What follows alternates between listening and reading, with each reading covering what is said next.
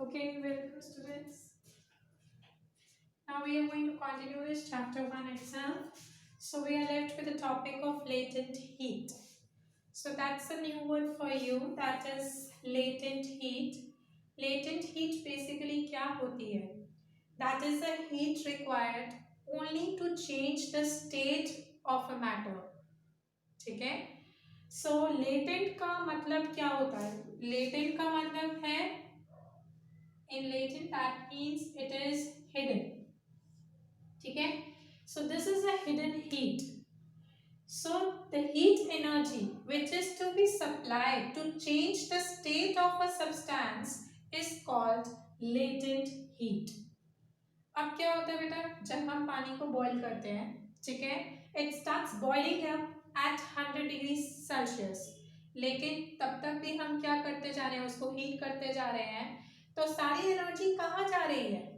सारी जो heat energy हम दे रहे हैं वो कहाँ जा रही है? वो सारी चेंज ऑफ स्टेट में जा रही है. If we keep on boiling the water continuously, but the temperature is going to be maximum till 100.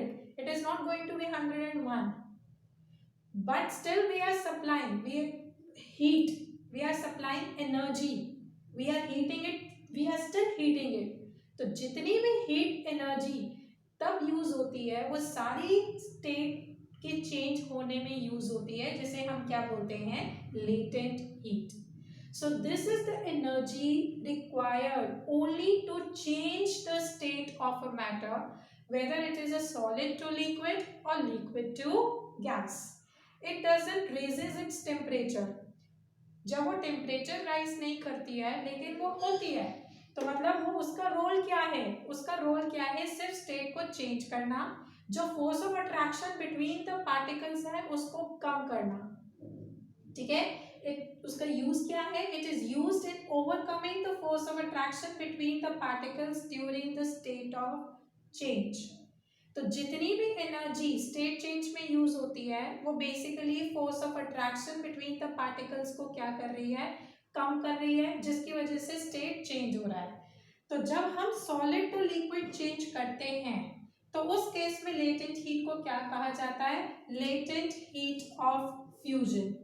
ठीक है, तो जितनी भी एनर्जी यूटिलाइज होती है वो पार्टिकल्स, जैसे सॉलिड पार्टिकल्स क्लोजली पैक्ड हैं और लिक्विड पार्टिकल्स के बीच में स्पेस आ जाता है, तो इस फोर्स ऑफ अट्रैक्शन यहाँ पे ज्यादा है और फोर्स ऑफ अट्रैक्शन यहाँ पे कंपैरेटिवली कम है. तो फोर्स ऑफ अट्रैक्शन रिड्यूस हो गया. वो कैसे रिड्यूस हुआ? जो हमने उसको लेटेंट हीट दी, जिससे एक्स्ट्रा एनर्जी दी, जिससे कि फोर्स ऑफ अट्रैक्शन को क्या कर सके? हम कम कर सके और उसका स्टेट क्या कर सके? चेंज कर सके. तो सॉलिड टू लिक्विड चेंज में लेटेंट हीट को क्या कहा जाता है? लेटेंट हीट ऑफ फ्यूजन कहा जाता है. ठीक है, so latent heat of fusion is what? It is the quantity of heat required to convert 1 kg of a solid at its melting point into a liquid without any change in temperature. Temperature change नहीं होता. ठीक है, अब जैसे आपको पता है, we take an example of converging into solid to liquid is your ice. ठीक है, जब हम फ्रिज के बाहर निकालते हैं आइस को, it starts melting. ठीक है, मेल्ट करना क्यों शुरू कर देता है? उसका टेम्परेचर 0 ही रहता है जब तक वो पूरी पानी में कन्वर्ट नहीं हो जाती. तो जितनी भी एनर्जी वो हमारे हाथ से लेता है, जैसे मैं आइस को अपने हाथ पे रखती हूँ तो it is going to start melting, but जब तक वो मेल्ट हो रही होगी उसका टेम्परेचर 0 डिग्री ही रहेगा, जब तक वो पूरी पानी में नहीं कन्वर्ट हो जाती. तो मतलब जितनी भी वो एनर्जी ले रहा है एनवायरमेंट से, वो सारी किस में यूज हो रही है? चेंज ऑफ स्टेट में यूज हो रही है. That means that energy is used as a latent heat of fusion. Similarly, there is another latent heat which is called latent heat of vaporization, and that is in liquid to gas change. When we boil water, ठीक है, we keep on boiling it, 100 पे जाता है, उसके बाद vapours बनने शुरू हो जाते हैं. तो मतलब जितने भी तब हम हीट दे रहे होते हैं उससे क्या हो रहा होता है? स्टेट चेंज हो रहा होता है from liquid to gas. So it is the quantity of heat required to convert 1 kg of a liquid to gas at its boiling point. ठीक है, without any change in temperature. So latent heat is nothing, it is the heat required only to change the state of a matter. It doesn't raises its temperature, it doesn't mark its presence. अपनी presence नहीं बताता है, temperature उसका कोई change नहीं होता. जब state change हो रहा होता है, there is no increase or decrease in temperature. The temperature remains constant. So all the energy in that case is utilized in only change of state of matter, and that is known as latent heat. Okay, so we start with a new topic now. Latent heat is over. Then next topic is evaporation. You must have heard the term evaporation. Evaporation क्या होता है? It is a process of converting liquid to gas below its boiling point. Below its boiling point. ठीक है, आप कभी भी पानी की बूंद अगर कहीं पे, जैसे आपकी गलती से पानी की बूंद डेस्क पे गिर गई, ठीक है, थोड़ी देर बाद देखोगे पानी क्या हो जाता है, इवेपोरेट हो जाता है, वहां से गायब हो जाता है. ठीक है, सो इवेपोरेशन अपने आप अगर करता है, ठीक है, it takes actually heat from the environment. तो इवेपोरेशन आपने वाटर साइकिल में भी पढ़ा होगा. ठीक है, तो इवेपोरेशन में होता क्या है, जैसे ये मेरे सी है, ठीक है, तो as you know the particles are in random motion like this in liquids. जब उसके ऊपर सन की रेज फॉल करती हैं, you get what happened, sun की रेज फॉल करती हैं, कई पार्टिकल्स इतनी ज्यादा एक्साइटेड हो जाते हैं, इतनी ज्यादा वाइब्रेशंस करने शुरू हो जाते हैं, जिसकी वजह से इनकी काइनेटिक एनर्जी इतनी ज्यादा बढ़ जाती है कि वो नेबरिंग फोर्स ऑफ अट्रैक्शन को ओवरकम कर देती है नेबरिंग पार्टिकल के साथ, और ये पार्टिकल्स वेपर्स के फॉर्म में क्या हो जाते हैं, रिलीज आउट हो जाते हैं. ठीक है, सो इवेपोरेशन में क्या होता है, I repeat once again. Suppose sun rays are falling on the sea water, and as you know the particles of the water are randomly in motion. When the sun rays falls on that particles, they are getting energy in the form of heat, and if they get the energy in the form of heat, the particles get so much excited that their kinetic energy rises incredibly, and it is able to overcome the force of attraction with the neighboring particle and escape in the form of vapors. ठीक है, तो ये कुछ liquids evaporate करते हैं, कई slow rate पे करते हैं, कोई फास्ट रेट पे करते हैं. जैसे पानी इवेपोरेट इजीली कर जाता है क्योंकि पानी क्या है, पार्टिकल्स रैंडमली मोशन में होते हैं, उनकी काइनेटिक एनर्जी काफी बढ़ जाती है जब उसके ऊपर सनरेज फॉल करती हैं. लेकिन अगर मैं हनी ले लूं, if I take honey, honey थोड़ा थिक होता है, इजीली इवेपोरेट नहीं होता, it's evaporation process is very slow क्योंकि उसके पार्टिकल इजीली एक्साइटेड नहीं होते and they do not vaporise easily. तो वाटर वेपराइज आराम से हो जाता है, तो इवेपोरेशन आप देख सकते हो, it takes very easily in water, as you have studied in water cycle also. ठीक है, तो इवेपोरेशन का कॉज यही है. ठीक है, now the factors on which evaporation depends basically. First, it depends upon temperature. Temperature, अगर लिक्विड का टेम्परेचर ज्यादा होगा दैट मीन्स वो गर्म होगा. ठीक है, तो इवेपोरेशन जल्दी अकर करती है. ऐसा क्यों, जब हॉट लिक्विड्स होते हैं, ठीक है, उनके अंदर ऑलरेडी पार्टिकल्स के अंदर एनर्जी है in the form of heat, they are already having a lot of energy. तो हल्का सा भी, तो पार्टिकल्स क्या होते हैं, रैंडमली मोशन में होते हैं, तो उनका वेपर्स में एस्केप करना आसान होता है. ठीक है, so hot liquid vaporizes vaporizes easily as colder one। ठीक है, तो टेम्परेचर अगर ज्यादा होगा, टेम्परेचर अगर क्या होगा, ज्यादा होगा, तो kinetic energy of the particle would be what, more. ठीक है, so they are able to escape in the form of, or you can say they are able to overcome the force of attraction and escape in the form of vapors। ठीक है, second is your surface area.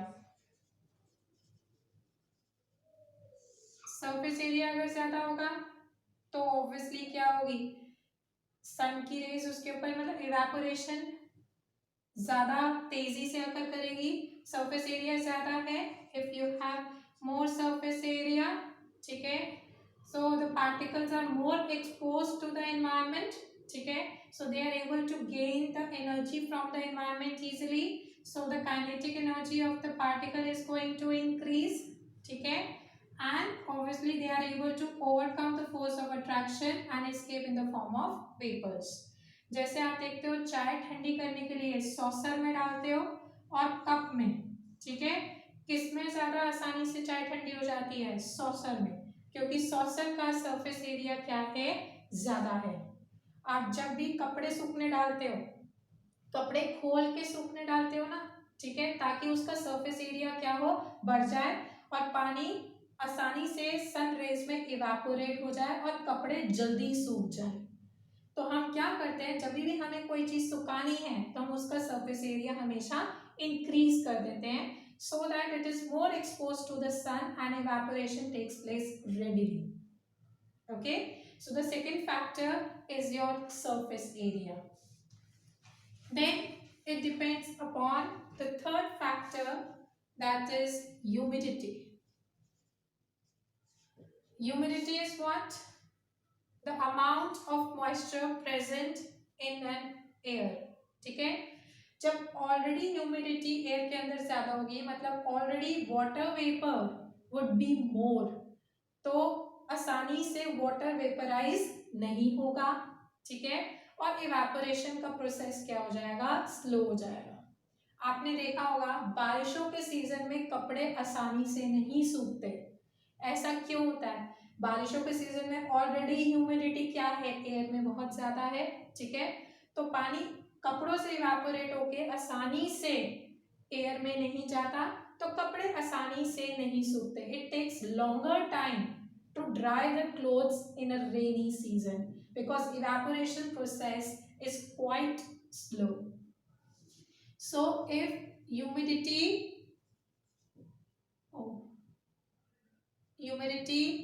is more, तो evaporation process would be slow। Okay, next is your wind speed।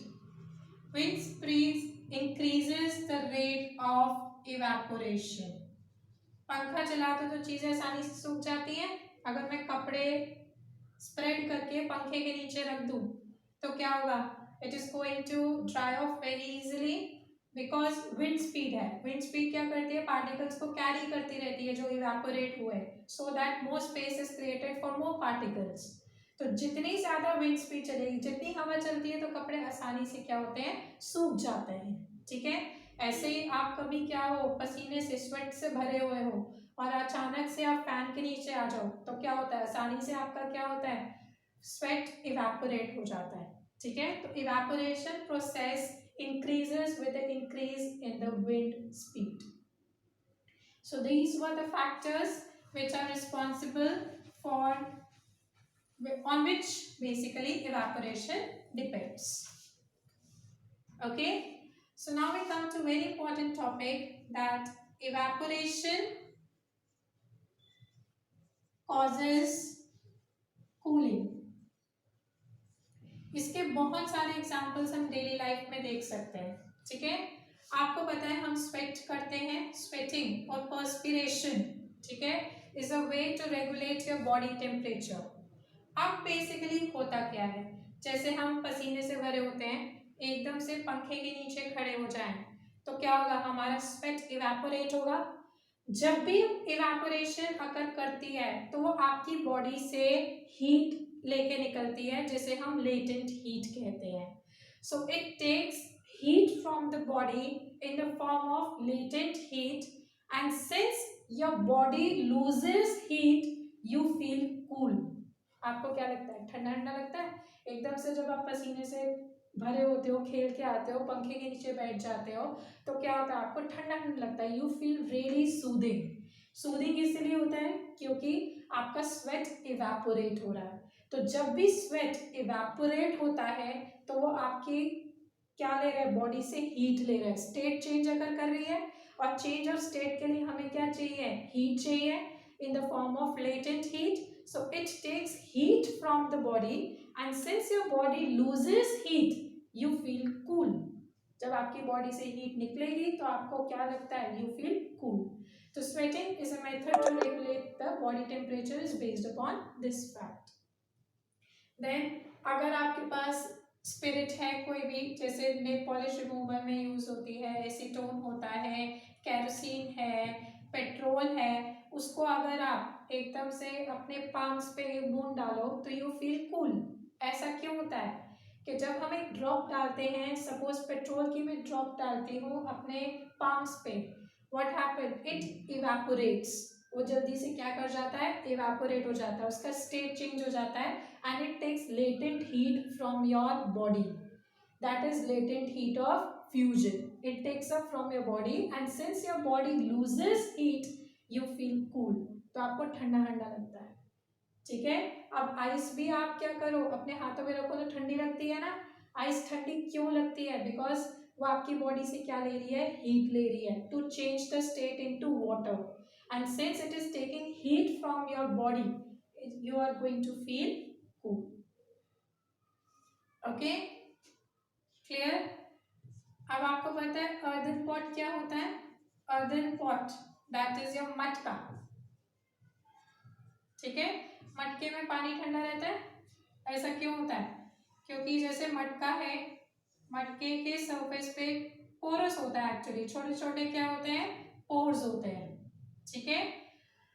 अब ये pores क्या करते हैं, धीरे धीरे उसके अंदर जो वाटर है वो इन पोर्स से थोड़ा थोड़ा सरफेस पे आता जाता है, हल्का हल्का सरफेस को टच करता है, और ये पानी क्या होता है, इवेपोरेट होता है by taking latent heat from the remaining water.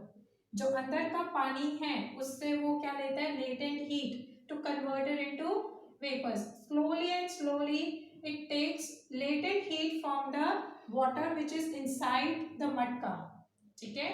Since it takes the heat from inside and inside water loses heat, it feels cool, मतलब पानी ठंडा हो जाता है। I repeat, जो मटका है उसके सरफेस पे छोटे छोटे छोटे छोटे छोटे छोटे छोटे छोटे क्या होते हैं, पोर्स होते हैं, उससे हल्का हल्का हल्का हल्का पानी स्वीप होके पोर्स पे आता रहता है, ठीक है, और वो इवेपोरेट होता रहता है by taking latent heat of vaporisation from the remaining water which is inside the earthen pot. Since the remaining water inside the earthen pot, that's your water, it loses heat, so the water get cool inside the pot, ठीक है। तो मटके में जो पानी ठंडा रहता है वो इसी वजह से रहता है, because it keep on taking the outer pores के अंदर जितना भी पानी है वो अंदर वाले पानी से क्या लेता रहता है, लेटेंट हीट लेता रहता है, और जब वो लेटेंट हीट देगा अंदर वाला पानी तो अंदर वाला पानी क्या हो जाता है, ठंडा हो जाता है, ठीक है। So this is a way to keep the water cool in a matka, ठीक है। अब मैंने आपको बताया था जो टी है, गर्म चाय को अगर कप में रख दूं या फिर सॉसर, सॉसर होती है बेटा प्लेट, ठीक है, उसमें चाय डालूं तो चाय सॉसर में जल्दी ठंडी हो जाती है। ऐसा क्यों है, क्योंकि एक तो उसका सरफेस एरिया बढ़ गया, सरफेस एरिया बढ़ गया तो इवेपोरेट होगी चाय, and since it evaporates it takes the heat keeping the remaining tea cooler, तो इसलिए बाकी की चाय क्या हो जाती है, ठंडी हो जाती है। क्लियर। अब आपने सुना होगा जो डेजर्ट कूलर्स होते हैं, डेजर्ट कूलर्स क्या करते रहते हैं, work pretty well in summers. Desert cooler summer में काम आते हैं, क्योंकि डेजर्ट कूलर क्या करता है, धीरे धीरे आपको क्या होता है, जब आप कूलर चलाते हो तो वो पानी की ड्रॉपलेट्स आपके ऊपर फेंकता है और वो ड्रॉपलेट्स आपकी बॉडी से इवेपोरेट होती है, तो आपको कूलिंग इफेक्ट मिलता है, ठीक है। लेकिन डेजर्ट कूलर्स रेनी सीजन में वर्क नहीं करते। कूलर जो आपका होता है रेनी सीजन में ढंग से काम नहीं करता, क्योंकि ऑलरेडी रेनी सीजन में ह्यूमिडिटी ज्यादा होती है, तो वो जो पानी पंप करके थ्रो करता रहता है तो उससे ह्यूमिड लेवल काफी बढ़ जाता है, जिससे इवेपोरेशन प्रोसेस क्या हो जाता है, slow. That is why evaporation process slow हो गया, सो उससे कूलिंग भी कम हो जाती है, so it is not able to work in case of rainy season. तो डेजर्ट कूलर सिर्फ कम काम आते हैं जब समर्स होती है, जिसमें इवेपोरेशन प्रोसेस काफी तेज होता है, क्योंकि टेम्परेचर क्या होता है ज्यादा, तो इवेपोरेशन समर्स में भी क्या होती है, ज्यादा, जिसकी वजह से कूलिंग इफेक्ट भी समर्स में सबसे ज्यादा होता है। रेनी सीजन में ह्यूमिडिटी की वजह से ये कूलिंग इफेक्ट कम हो जाता है, जिसकी वजह से desert coolers are not able to work properly in rainy season. Okay, clear till now? That's it. And one more thing, we wear cotton clothes. Why do we wear cotton clothes in summers? Because the cotton clothes is slightly porous, पतले होते हैं, ठीक है, बहुत पतले होते हैं, porous होते हैं, तो हमारा जो बॉडी का स्वेट है वो आउटर सरफेस पे आ जाता है, एंड जो स्वेट है फिर धीरे धीरे धीरे धीरे इवेपोरेट होता है by taking heat from your body and you feel cool. That is why we wear always cotton clothes in summers, ठीक है।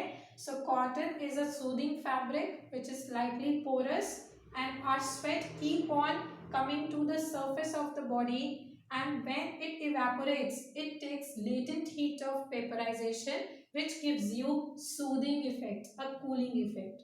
Since evaporation always cause cooling, the temperature of the body remains regulated, so you feel comfortable in cotton clothes. Okay, that's it for today.